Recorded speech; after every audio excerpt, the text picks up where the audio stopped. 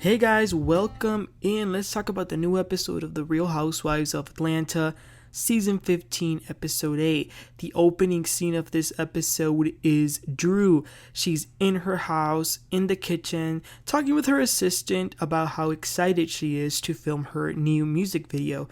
She's showing off some of the dance moves that she's been learning. And it was really funny because she tells Alexa to play her song, and Alexa couldn't find it. So Alexa pretty much said, like Nene did, nothing was there. Then Ralph walks in. Drew tells him that she really wants him to meet her sister again because she has been her manager since like forever, until 2 years ago because she was going through some struggles, but she's better now. And Drew says she was a great manager, but here's the thing, Ralph doesn't really like her. He gets a little bit aggressive and says, "You're asking me to meet with someone who has said a lot of things that hurt me." I think she said, the sister said that Ralph was controlling or something like that. And Drew says that's why she was banned from the house. I don't know. I feel like there was more to that story. It was a little bit weird. Next up, we see Shereé working on her She by Shereé business. She's calling her operations manager to go over some ideas and stuff like that. Something has been bothering Shereé though, and that's Kandi and the disparaging comments that she has made about the business. So she really wants to address that with her later. Next up, we see Miss Marlo. We see her doing an Instagram live with some ladies talking about something that she's really passionate about, which is foster care. I'm really glad that, she's using this platform to advocate for something like this that's important to her. Then Sanya comes over.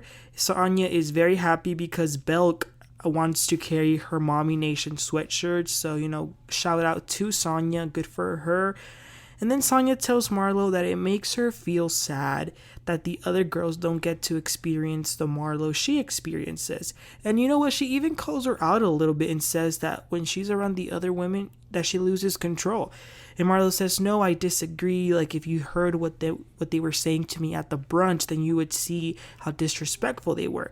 But whatever. Marlo wants to move on to share with Sanya that she's so excited because she's going on a date that her friend planned out for her, and the guy's Jamaican, so Sanya's going crazy with her ba ba ba. But it was a wonderful scene. I like seeing like two real friends, just talking about something that they really care about. Okay, then we get to the Shereé and Kandi sit down.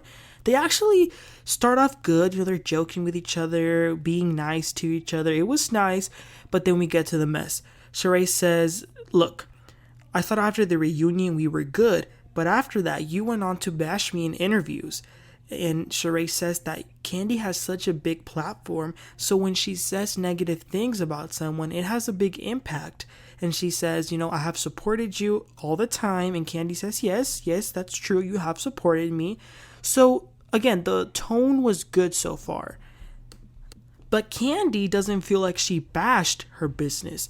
And Shereé says the website was crashing because of how many people were on the site.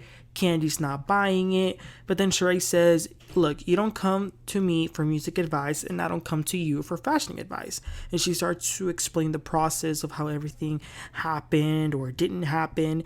And Shereé says, "Look, if you had a question about the website or whatever, you could have come to me and just asked me, not post about it." She says that when Kandi's restaurant opened and she didn't pass the health inspection, she didn't say anything. And actually, she also says that when Kandi's restaurant opened, she took 12 people to the restaurant. They waited 3 hours. The food was all running out, but never did Shereé say anything about that publicly. And then before you know it, they start fighting about Kandi's store, Shereé's old store, and the divorce. It was going all over the place and all over the timeline. So eventually they calmed down, and I gotta give it to Kandi because she acknowledged what she did and she sincerely apologized to Shereé. So they left it at that and they moved on. Problem solved. We see brief footage of Kenya and her daughter, Sanya with her husband, Marlo with her friend, but the next actual scene is Kandi and Todd going over the movie that he's doing in the casting because Todd wants Drew to be the main character.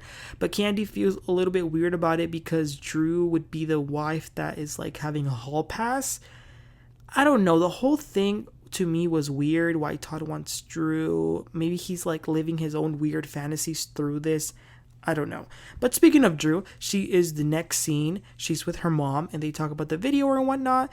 But the cameras had already left her house. So someone must have recorded with their iPhone or something. Drew's sister arrived at the house and Drew was so happy to see her. We then move on to the day of Drew's video filming. It was at a skating ring. A lot of people were there. All the girls were there except Shereé. And once again, Kandi, just like in Kenya's event. She didn't even have the decency to tell Drew that she wasn't going to come, according to Drew. Okay, but then they get on the roller skates, and this poor girl, Drew, she can't even skate. And Sanya jokes and says, we don't need no more Drew injuries. Oh, and of course, Marlo wasn't there either, but I mean, we know why she wasn't invited.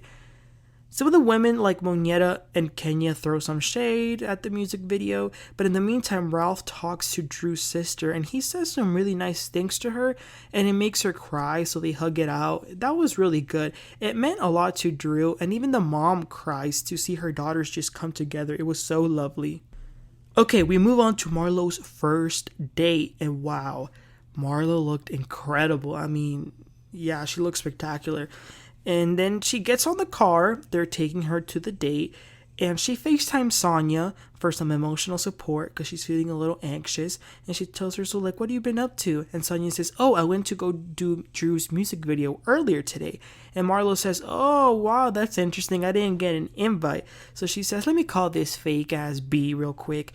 Marlo FaceTimes Drew, and Drew was like, hello? Like, she was definitely not expecting that phone call. And Marlo was like, hi, how are you, beautiful? I'm so proud of your music video. It was so fake the way Marlo was talking to her. I couldn't help but laugh. And then Drew says to Marlo, I'm surprised you called me, but you need to apologize for what you did. And Marlo says, I didn't know it hurt you that much, so I'm sorry. But instead of letting it go, Drew keeps going off and off and on and on. So Marlo hits that little X at the bottom of the FaceTime. Boom, she hangs up that girl mid-sentence. And she's like, I don't got time for this. She even calls her a deranged actress and says that she's built like a square. Marlo was not having it. I feel like that could have definitely been resolved. And it shows you that when Marlo has like a nice, clear attitude, a tone, a voice even, it could go on to something, but unfortunately she just wasn't open to it in that moment. But we finally go to the date. Marlo arrives. The man is there waiting for her. He meets her with a huge bouquet of flowers. The restaurant is his. Marlo finds him attractive. His name is Scott Lee. He's 40, a little younger than Marlo, but not too young. He has 3 kids, but a little bit of a red flag for Marlo is that 2 of them are under 5, so she's not really too big of a fan of that. And even Marlo says, like, are you sure you're single? He's like, yeah, of course. They have some conversation. Marlo talks about her situation with the nephews and whatnot. But overall, they were having a lot of fun. They were laughing a lot, eating, a little dirty talk, And she says, do you have any skeletons in the closet? And he says, yeah, I've been locked up a few times. And she's like, so have I. Oh my gosh, we're meant to be. But it makes her feel good because that to her, it's like he won't judge her on it because he's been through it also. And yeah, she was over the clouds and she really liked him. So she's excited to see where this takes her. And that was the episode for this week. Pretty mid. This season has been pretty mid. Nothing exciting. But next week, it looks like it's going to be boring. But towards the end of the trailer, it looks like the OGs are coming, you guys. We're talking about Deshaun Snow, Lisa Wu, and none other than Wig herself, Kim Zolciak. They're going to be meeting up with Shereé. So I'm excited to see what's going to happen there. And I think Cynthia might make an appearance. But we'll see. But yeah, you guys, what were your thoughts about this episode? What did you think about Drew's music video shoot? And what did you think about Marlo's first day or anything about the episode? Also, Kandi and Shereé's little sit down. Let me know in the comments. Please don't forget to like, subscribe. I'll catch you guys next time. And you guys have a great one. Bye.